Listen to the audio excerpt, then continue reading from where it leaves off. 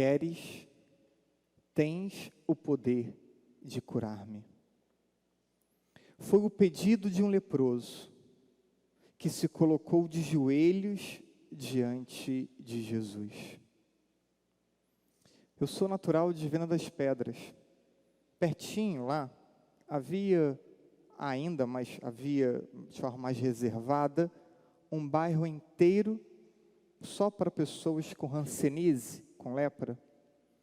E minha infância ainda tínhamos muito medo e ao mesmo tempo muito preconceito com todas essas pessoas e também com todos os familiares dessas pessoas. E é impossível escutar esse evangelho e não recordar, né, dessas cenas tão fortes que recordo da infância. Gostaria de contextualizar esse evangelho, de tentar recontá-lo, para que a gente possa imaginar essa cena acontecendo e que possamos nos comover com esse encontro de Jesus com o leproso. A lepra, no tempo de Jesus, era considerada uma doença incurável e era, para muitos, temida, seja pelas deformações que causavam no corpo, seja pelos grandes sofrimentos físicos e morais. E por ser contagiosa, os leprosos viviam afastados da cidade, e não só da cidade, afastados também dos caminhos por onde as pessoas transitavam. E legalmente, então eles eram considerados impuros, como vimos na primeira leitura, obrigados a usarem vestes esfarrapadas e deviam se dar a conhecer como leprosos, caso, né, se aproximassem de algum lugar onde houvesse pessoas. Vejam a humilhação que essas pessoas passavam. E as pessoas fugiam dos leprosos e evitavam também seus familiares. Mas não só. Os próprios familiares também evitavam os leprosos.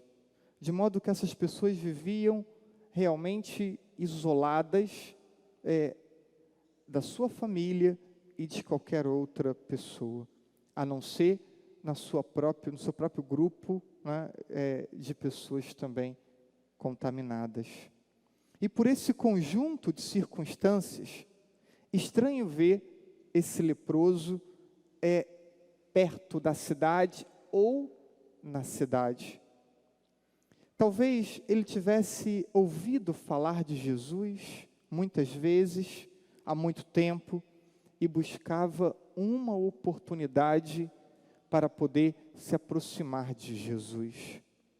E finalmente encontra-o, e o grande desejo de falar-lhe faz com que ele ignore as prescrições da lei, com que ele ignore o distanciamento e a própria proximidade da cidade, porque Cristo aparece como a esperança desse homem. Cristo aparece como a única esperança desse homem. E a cena, de fato, ela parece comovente. Às vezes, uma leitura superficial ou corrida da Escritura acaba não permitindo que nos envolvamos com a cena, que possamos nos sensibilizar com as cenas. Por isso é preciso sempre uma leitura atenta, um esforço de imaginação também. E o leproso, ele então, vendo Jesus, ele se aproxima, mas certamente deve ter mantido ainda alguma distância. E ele se aproxima e ele se prostra de joelhos diante de Jesus e grita: Senhor, se queres, tens o poder de me curar. Tens o poder de me limpar. tens o poder de restaurar a minha vida, de restaurar a minha dignidade. Tens o poder. Se queres, talvez ele tivesse preparado um discurso grande, falando da sua história, falando da circunstância com que foi contaminado, falando talvez do sofrimento que passa como leproso. Mas quando teve a oportunidade de se aproximar de Jesus, só pôde dizer: se queres, tens o poder de curar-me. E palavras cheias de simplicidade, de confiança, de delicadeza e de fé. Jesus, vendo aquele homem se aproximar, se prostrar, suplicar ajuda, Jesus se compadece. Sempre diante de pessoas sofridas e com fé, Jesus se compadecia. E com um gesto surpreendente, Jesus se aproxima ainda mais. E Jesus toca naquele homem.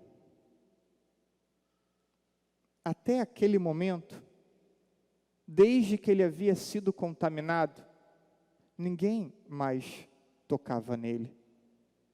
Sabe-se lá, depois de quantos anos, alguém se aproximou dele e tocou nele.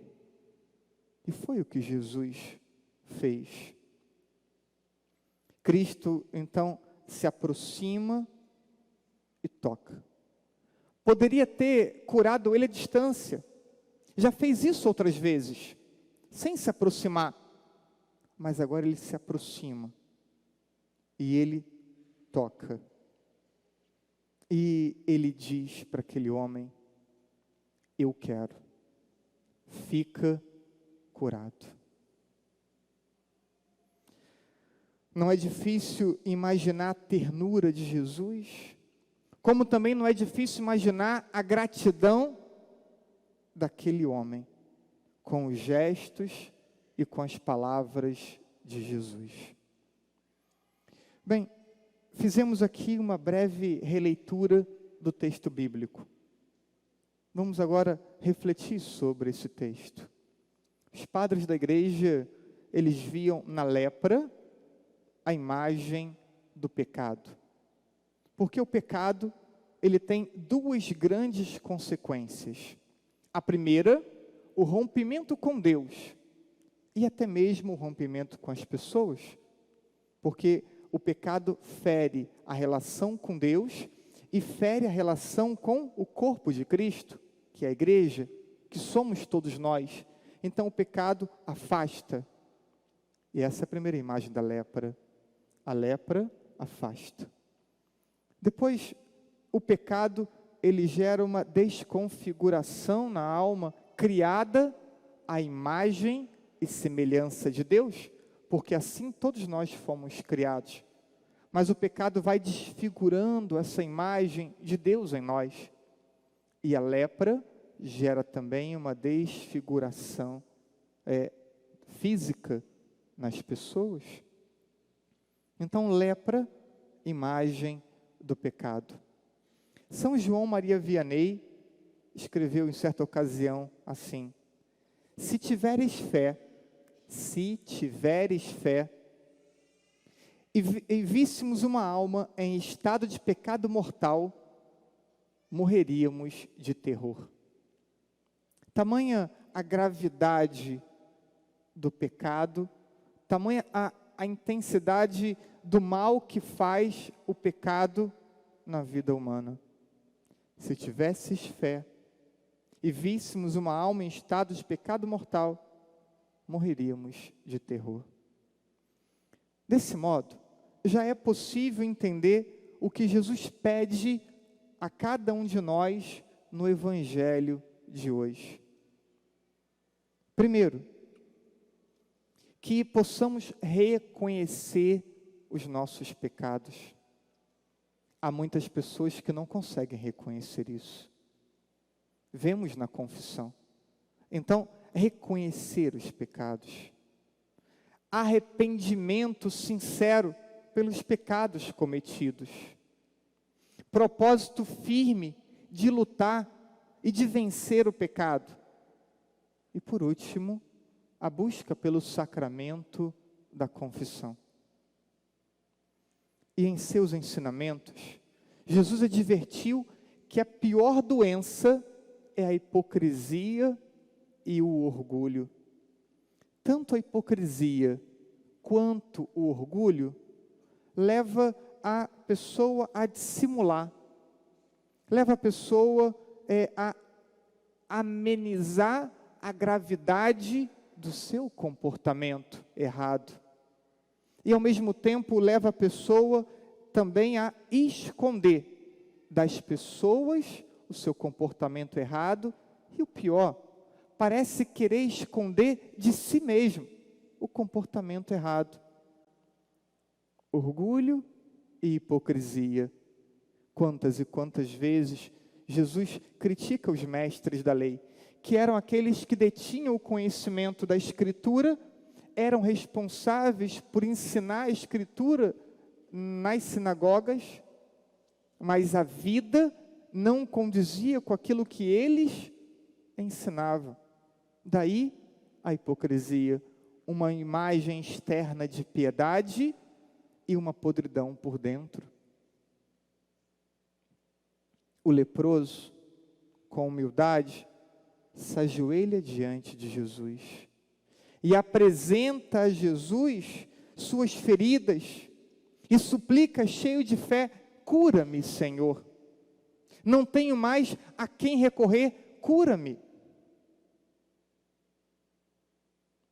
E assim, precisamos fazer também nós, você e eu, todos nós precisamos fazer. Precisamos nos prostrar diante de Jesus e apresentar a Ele a feiura de nossos pecados, a feiura de nossos erros, sem desculpas, sem justificativas, sem esconder nada, sem muitas palavras. Dizer: Senhor, estou aqui prostrado aos teus pés e apresento minhas fraquezas, meus pecados, apresento os meus erros. E muitos, infelizmente, não têm clareza sobre a gravidade do próprio comportamento. Isso, para quem atende confissão, é tão explícito. As pessoas ficam tempos sem confissão e quando vem, traz um, outro, 2, 3 pecados. Tenta ainda compartilhar a culpa com outras pessoas. Por quê? Não tem conhecimento próprio, não se conhece, é um desconhecido para si mesmo. E muitos vivem assim, muitos não se conhecem. E por não se conhecer, não percebem os próprios erros, e se não percebe, não se arrepende, não assume propósito e não muda de vida. A mudança e a conversão depende da percepção do erro. Se eu não percebo o erro, eu não mudo, eu não me empenho, eu não me esforço. Então, diante disso, é preciso rezar também como cego. O cego se coloca diante de Jesus e começa a gritar, né, chamando a atenção de Jesus, e depois pede: Senhor, que eu veja. Que eu veja. Peça a Jesus a graça de perceber tudo que tem que ser mudado na sua vida. Com humildade. Senhor, o que eu não percebo, me mostra. O que eu tenho dificuldade de aceitar, me mostra, Senhor. Para que, me conhecendo melhor, para que eu vendo a verdade sobre mim mesmo, eu possa então ter a disposição necessária de querer mudar a minha vida, contando sempre com a Tua graça. Por isso a importância de rezar ao Senhor, dizendo: Senhor, que eu vejo. E ao percebermos, então, os erros e pecados, é preciso lutar. O tempo da Quaresma é o momento litúrgico mais forte para isso. E por isso eu digo a vocês, a véspera da Quaresma, planeje bem as práticas penitenciais que irão assumir. Que elas sejam definidas a partir dos defeitos mais graves e mais frequentes que cometemos. Há pessoas que todo ano assumem a mesma proposta de Quaresma, nada muda. Então é refrigerante, é doce, é chocolate, parece que não existe nada mais do que isso. Pensa, vocês mulheres, que tem aquela caixinha de remédio em casa, não tem, né? Toda mãe tem uma caixinha de remédio em casa, cheia de remédio, né? Os remédios não são iguais, são muitos remédios diferentes, cada um com uma coisa. Então, dependendo do que se sente, vai lá e escolhe um remédio diferente. Quando pensamos a Quaresma, e quando pensamos as práticas de penitência, não adianta pensar que o mesmo remédio serve para tudo. Meu pai, das antigas, né, já morreu há muitos anos, ele morreu bem idoso, ele adorava Vick. Tudo era Vick, tudo, né? Tudo. O que vocês imaginarem, ele usava Vick, né? Mas não é assim. Para cada enfermidade, um remédio diferente. Para cada pecado que tem que ser vencido, para cada virtude que tem que ser adquirida, se exige, então, um esforço diferente, uma prática penitencial diferente. Por isso parte do autoconhecimento. Eu preciso olhar para mim e perceber o que tenho praticado mais frequentemente como pecado, ou quais pecados tenho cometido que são mais graves. Aqui estabeleço a minha lista, e aí venho então, olhando para essa realidade, eu então assumo práticas e comportamentos que vão tratar o que eu estou percebendo como pecado, mais grave e mais recorrente. Assim organizamos nossa prática penitencial para o tempo da Quaresma. E olha, quanto mais uma prática penitencial estiver alinhada corretamente com um comportamento que precisa ser evitado ou precisa ser adquirido, mais a prática penitencial será eficaz. Quantas pessoas fazem algum tipo de penitência e não têm entendimento nenhum por que estão fazendo? Por isso, esse tempo que queremos iniciar é tão importante e ao mesmo tempo tão difícil. Olhemos mais atentamente para olhemos mais atentamente para as nossas misérias e nos empenhemos em melhorarmos. E nossas armas são humildade, sinceridade, objetividade e fé. O progresso espiritual de todo o nosso ano litúrgico depende muito desses próximos dias de Quaresma, que se iniciam na quarta-feira com jejum e abstinência de carne. Vivamos intensamente esse tempo. Vivamos intensamente esse tempo, suplicando ao Senhor que eu veja, que eu me conheça, que eu perceba os meus erros. E uma vez rezando desse modo, ainda em oração, possamos, como o leproso, nos prostrarmos diante do Senhor e dizer para Ele: Senhor, podes curar-me, limpa-me, Senhor, renova a minha vida, restaura a minha vida. Que Deus nos ajude e que não falte nunca o nosso empenho. Assim seja. Amém.